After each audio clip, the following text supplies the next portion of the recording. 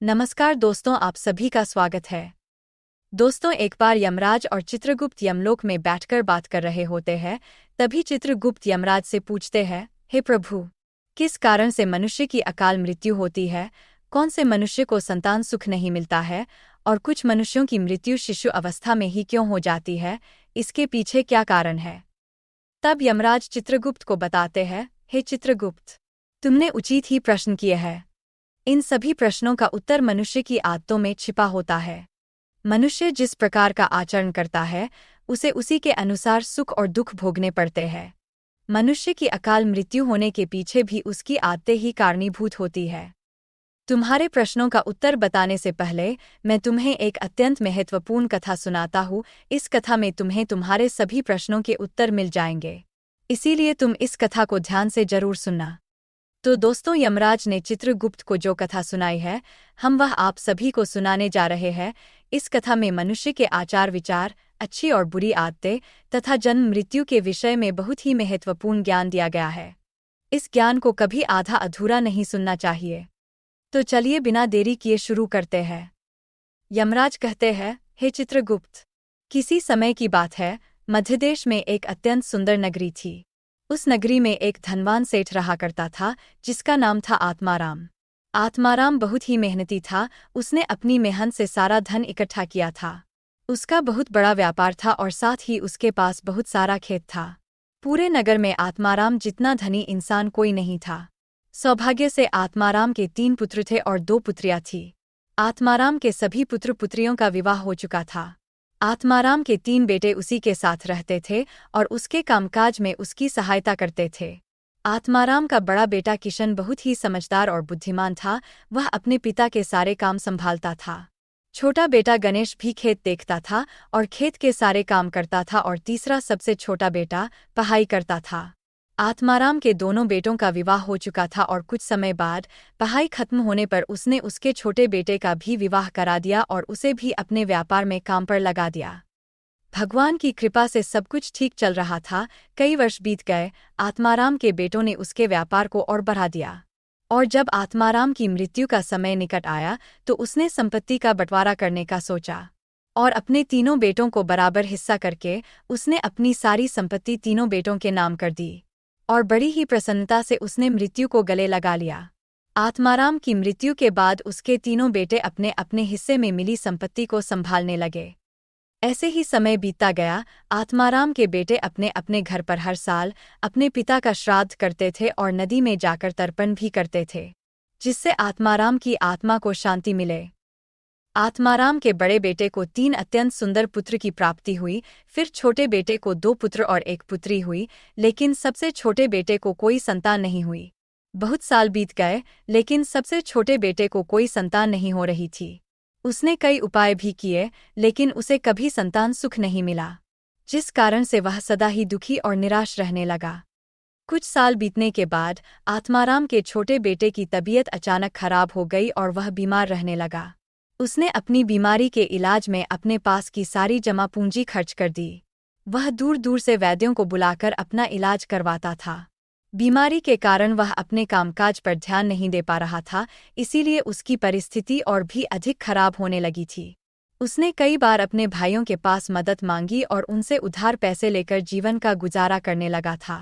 कई वैद्यों को दिखाने के बाद भी उसकी बीमारी ठीक नहीं हो रही थी, जिस कारण से वह बहुत दुखी रहने लगा था। उसके भाई भी अब उसकी मदद करके थक चुके थे, लेकिन अब उन्होंने भी उसकी मदद करना बंद कर दिया, क्योंकि वह अपने बड़े भाइयों से ठीक से बर्ताव नहीं करता था। वह अपने भाइयों की उन्नति देखकर जलने लगा था और उनसे द्वेष करने लगा था, जिस कारण से वह और भी अधिक दुखी रहने लगा था। फिर एक दिन अचानक उसकी मृत्यु हो गई और फिर यम के दूत उसे लेने के लिए उसके पास आ गए। यम के दूत उसे घसीटते हुए यमलोक लेकर जाने लगे। फिर यमलोक पहुंचने पर उसे यमराज के सामने लाकर खड़ा कर दिया गया।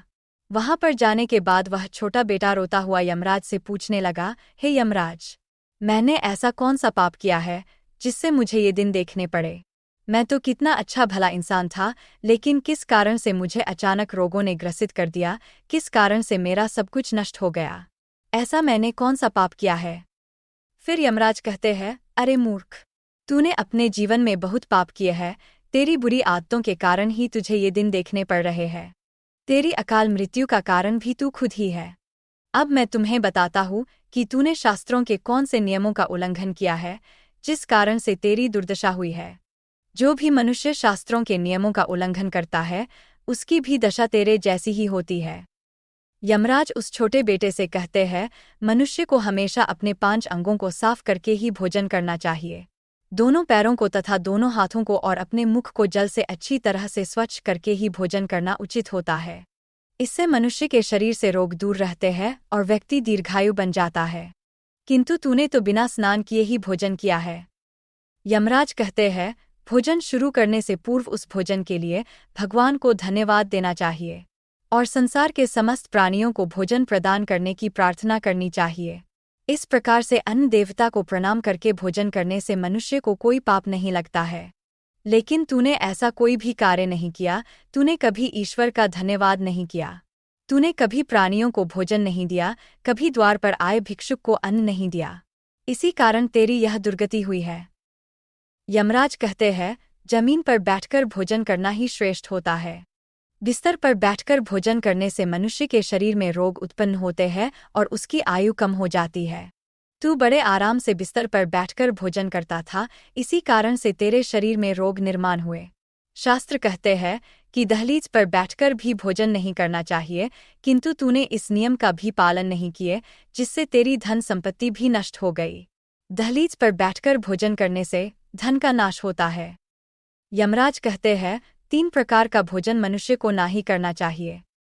जिस भोजन के ऊपर से कोई पैर रखकर चला गया हो अथवा कोई व्यक्ति भोजन को लांघ कर गया हो, ऐसे भोजन को कभी खाना नहीं चाहिए।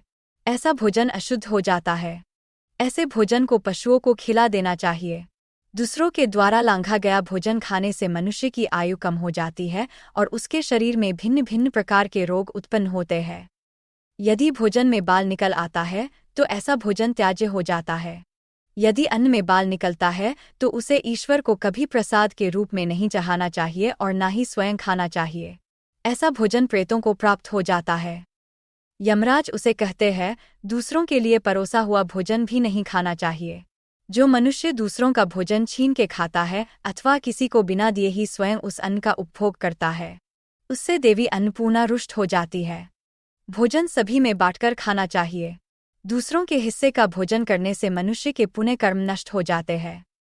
लेकिन तूने इनमें से किसी भी नियम का पालन नहीं किया, इसी कारण से तेरी आयु कम हो गई। शास्त्रों के अनुसार दिन के समय में मनुष्य को उत्तर की ओर मुख करके मलमूत्र का त्याग करना चाहिए। यदि रात्रि के समय मलमूत्र का त्याग करना हो तो दक्षिण की ओर मुख करके करना चाहिए। मलमूत्र का त्याग करते समय हमेशा अपने सिर को ढककर रखना चाहिए।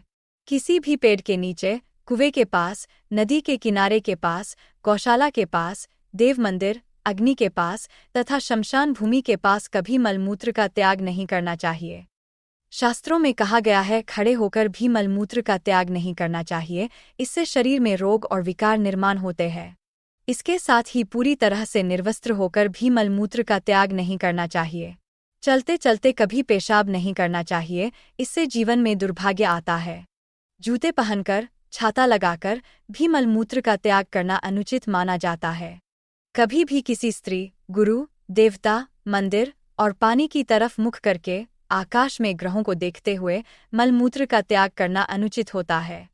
रात्रि में चंद्रमा और अग्नि की तरफ देखते हुए भी मलमूत्र का त्याग नहीं करना चाहिए, इससे जीवन में दुख और संकट आते हैं।